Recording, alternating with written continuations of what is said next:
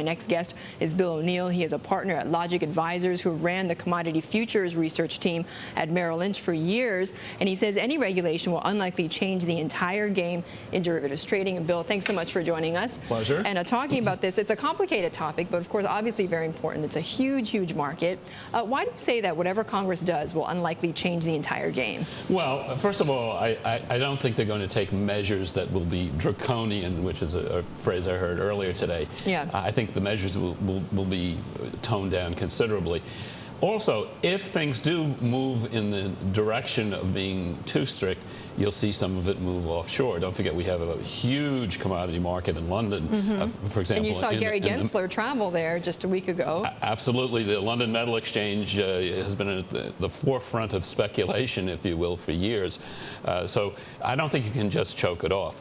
Now, that being said, we do need to take some measures. We need to bring the natural users of futures, the commercials, the consumers, and the producers back into having some level of control. I can tell you, for example, that we have clients in the area of cotton, and it's very difficult for them to use the market because of all this outside participation. It overwhelms them, and it makes it extremely difficult to hedge.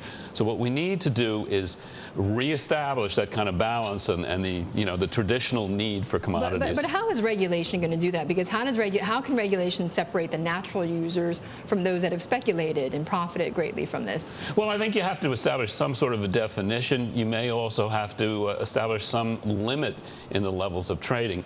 But as I say, it has to be tempered and relatively mild so that we don't really kill these markets. And I just don't think that the U.S. can come in unilaterally. Now, if they were able to get cooperation from the officials over in Europe, for example, that would help. I think you need that. A singular approach just by the U.S. I don't think would do the job.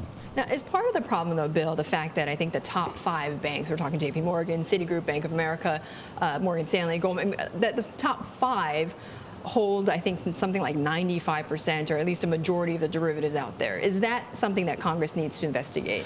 Well, that's a problem, but we have others. We have some of these big hedge funds outside of that. So I don't think you need to just target in on these big firms. You have to take a very broad approach. It's very easy and probably politically expedient to go after the big guys, right, so to speak. But I don't think that's really where the problem is. Okay, and I want you also, of course, after having been in commodities futures, take a look at gold quite extensively. Absolutely. And aside from derivatives, gold is the other thing making the news this morning. About with a record high for a second day in a row.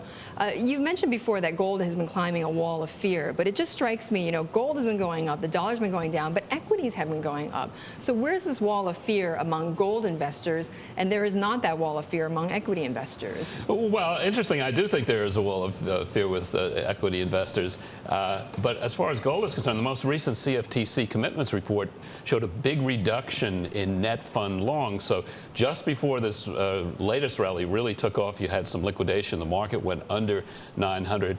Under 1,000. Yeah. So that made it a much healthier market. It made it easier, and you had new buyers and short covering coming into the market. Okay, and you think we'll hit 1,100 pretty soon? I do. Yeah. I think it's a de facto currency. It's being used that there's still flight to safety, flight to quality concerns, and I think the market will hit 1,100 plus is our forecast. Okay, all right, but we're not far from there. So, Bill, thanks so much. Bill O'Neill of Logic Advisors.